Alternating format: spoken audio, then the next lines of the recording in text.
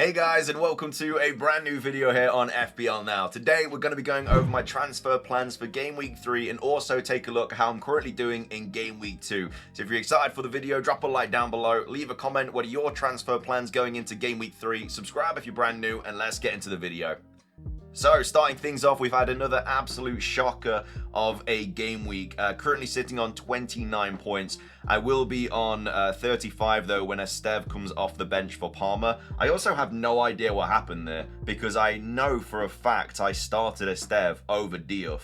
But for some reason, when I went onto my team, it just was on my bench. So I was like, what has happened there? I was always going to play Esteve with Sunderland at home over Diouf. So I have absolutely no idea there. I know for 100% sure I had him in my starting lineup, so I don't know if it glitched or something like that. But I did get quite lucky though, because obviously Palmer not playing does mean that Esteve comes off my bench. But I know 1000% I put him on my back line. So I have no idea what happened. I did start Sanchez, I didn't start Dubravka, but I know for a fact I started Esteve. So that's never happened to me before. But I know for a fact I started Esteve. I would always have started Esteve over Diouf. I was going to start Porro, but yeah, either way, just wanted to go over that because I don't know if that happened to any of you guys, but I know for a fact I started Esteve. But anyway, currently on 35 points. But yeah, Sanchez picking up the 3-pointer.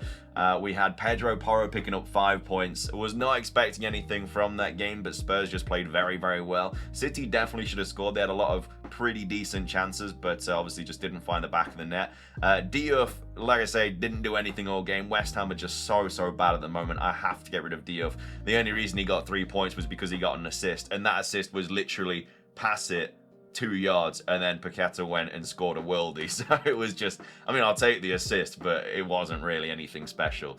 And then Williams picking up the 2-pointer as well. So yeah, I mean, all in all, the defense not doing too bad. I got a couple of returns there, so not terrible. That's kind of where the points came from this game week. Bruno Fernandes, just an absolute shocker of a performance. I mean, he picked up the DEFCON, which was nice. That's the first time I picked up any DEFCON this season. But that penalty, I think it ended up in my garden. It was so bad. Oh my God. I was so confident he was going to score. And I was like, because he's so low owned as well, I was expecting a big haul from Fernandes because he would have got the penalty. He would have got the DEFCON contributions. So that's 5, 6, 7, obviously 8, 9 points from playing. Probably would have got some bonus as well. Could have been like a 10, 11 pointer. Instead, he picked up 2 points and potentially now might be off penalty. I don't think he will be off penalties. But, you know, they do have Mbumo, they've got Cunha, they can easily take penalties, so a little bit worried about that. I'm only going to keep him for Burnley at home, and then he's gone. It doesn't even matter what he does against Burnley. He's just playing way too deep in this Man United team. It's just a worry as an FPL pick. And if he loses penalties, he's just going to be absolutely pointless. He's not even on all set pieces either. Like Mbumo is taking some of the corners, taking some of the free kicks and stuff. So he's just not a very good pick. So I'll keep him for Burnley at home. Obviously, I'm not going to sell him before that. But then I'm definitely getting, I mean, I'm kind of close to wildcard territory, really. Like, I've just had a very bad start to the season, as you can see from my my rank. But that's just because a lot of my picks the teams just aren't performing well. Like, I've got double Villa and they've not even scored a goal yet this season. And you know, that's what's kind of hurting me. But either way, if Fernandes picking up 2 points, Salah's still left to play. He is my captaincy. The only good thing about this week was that obviously Haaland blanked, Renders blanked as well. A couple of other players blanked. Obviously, the João Pedro was not great. That 15-pointer absolutely destroyed me because that's pretty much half of my, nearly half of my team's points. Obviously, Palmer picked up that injury in the pre-warm-up. We'll have to wait and see what happens with that. I think he's going for a scan tomorrow or something. So we'll see what happens there. But obviously, if he's out, then I'll obviously have to get rid of him. I do have 2 transfers in the bank, which is quite nice because I can get rid of Palmer and then maybe downgrade him to like a Semenyo or somebody like that. And that'll probably allow me to upgrade Mark Guy as well and bring in maybe João Pedro. I'll have to have a look at the money and stuff. But Njai, my first attacking return of the season that's not Mo Salah from an attacking player. It was a nice little goal, but then he came off on like the 64th minute. Now, we don't know if that was because of an injury or something. If he's injured as well, then that's also another issue. And I'll just have to literally get rid of Palmer and Njai. Because I'm probably going to get rid of Njai anyway soon. You know, he's got Wolves away, Villa at home, Liverpool away. Not great. This is another reason why I'm kind of in wildcard territory. I'll talk about that in a second. But yeah, Rodgers, another player, again, just not really, like, Aston Villa just aren't looking very good right now, and they've just still failed to score a goal, which is very worrying when you have two attacking Villa players. But yeah, another 2-pointer from him. Ollie Watkins, same story, another 2-pointer, and then Strand Larsen, another 2-pointer as well. The bench, I had Dubravka with 6 points, Esteve with 6 points. Mark Guy came off the bench, which was quite nice, finally got some minutes, so he got a point, and then Konza, of course, didn't play, but he's now back for game week 3. So yeah, in regards to wildcard, like I say, there's a lot of players I do want to get rid of. Obviously, Diouf I want to get rid of.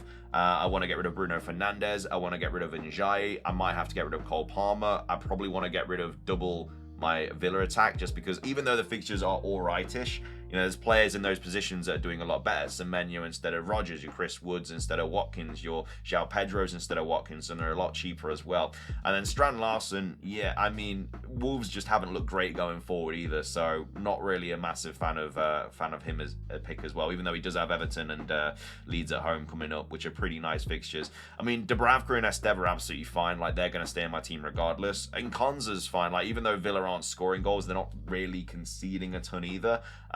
So I'm fine with him being at the back. So he's a pick. Like, my bench probably isn't going to change. It's on my outfield players that need to change. But yeah, it's just been an absolute terrible start to the season, really. It's my worst season I've ever had starting FPL. I mean, you'd like to think it can only get better, but I got another red arrow this week, so it's getting worse. Again, I'm going to have to need a Mo Salah masterclass. But like I say, I wouldn't wildcard in 3. I'd probably wildcard in 4 when the Liverpool fixtures change, because I really want some more Liverpool players for Burnley away and then Everton at home.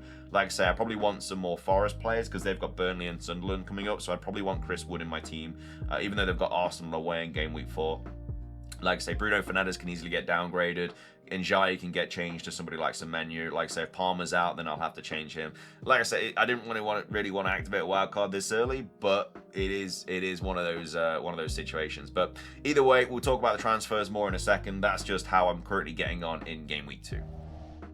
Moving on to the transfers, though, like I say, if we kind of need to listen to some, we kind of need to hear reports on what happens with Palmer, if Njai's out, and then I'm kind of going to go from there. The good thing about obviously keeping transfers, even if you wildcard, you keep those transfers now, which is really good. But yeah, going forward, it's like they're the kind of 2 players that I do honestly need to potentially think about getting rid of. Luckily, I've had no price drops yet, which I'm surprised at, because my team is just absolute shit. But yeah, luckily we've not lost any money yet. There's only really been price rises at the moment, which again is affecting the players that I do want to bring in. But you've got players like Semenyo, who I would probably like to bring in. I mean, the Bournemouth fixtures are all rightish. I mean, Spurs away is not great this week, but then they've got Brighton at home, Newcastle at home, they've got Leeds away, they've got Fulham at home, so pretty good from Semenyo, who's already had 2 price rises, by the way, so he's already a lot more expensive than Rodgers, which is unfortunate. You got players like João Pedro as well, who also is, you know, just going up in price. He's 7.5, but he's definitely going to go up in price at 7.6. Chelsea have still got some nice fixtures coming up, who I'd probably get rid of.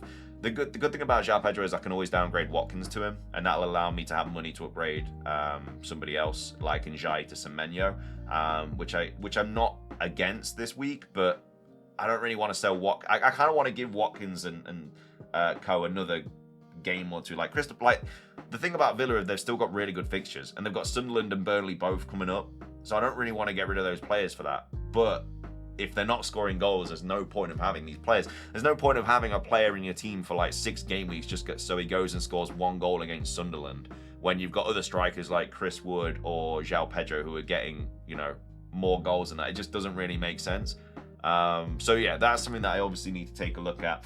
But yeah, the biggest issues in my team are, after this week, it'll be Fernandes and probably Njai that I want to get rid of the most. But like I say, if Palmer's out, I'll have to get rid of him. My defense is still a little bit all over the place as well, because like Diouf's not great. Like, my defense every week now is just going to be Konza, Williams, and Pedro. But then in game week 4, Williams has got Arsenal away, Esteve's got Liverpool at home, and then Diouf's got Spurs at home. So I'm going to have a different defender for game week 4. So I'm going to have to use a transfer on Diouf there. So like I say, game week 4 is very much looking like a wild card situation. Which again, I'm not against. It is just one of those things. I'll just have to really prep my team well and my transfers well. That's why I'd like to use no transfers up to game week 4, because then I'll wild card, and then I'll still have 3 free transfers after the wild card. So if I can just save up to 5, then, you know, that'll put me in a really nice position. So I think that's what I'm going to just aim to do. Just get through game week 3, which looks fine on paper. Like, if everybody is all right, if like nobody's injured, then game week 3 is fine. And then game week 4, just get rid of a ton of like my terrible players that I just don't need. So either way, I think a lot of people are going to be wildcarding this week anyway, because I think a lot of people are in a similar position to me. We'll make a wildcard video going into obviously game week 3, but either way, that's kind of my transfer thoughts for my team right now. Hopefully it gets better. It doesn't look like, I mean, Salah might go and get a masterclass tonight against Newcastle, which, you know, he is highly owned as a captain, but a lot of people did go for Haaland, and a lot of people, to be fair, a lot of people went for Palmer this week, which I feel like they got really unlucky, because Palmer could have had a ridiculous haul against West Ham. You know, 5 goals, he could definitely been a part of that. So I feel like if you did captain Palmer, he got very, very unlucky. But like I say, a lot of people captained Haaland, so hopefully Salah does punish those, like Haaland punished Salah captainers last week. Not that he massively punished them, because obviously Salah got a goal regardless, but we'll see what happens. But either way, that's going to be everything for today's video. If you enjoyed, drop a like, leave a comment, subscribe if you're brand new, and until next time, peace.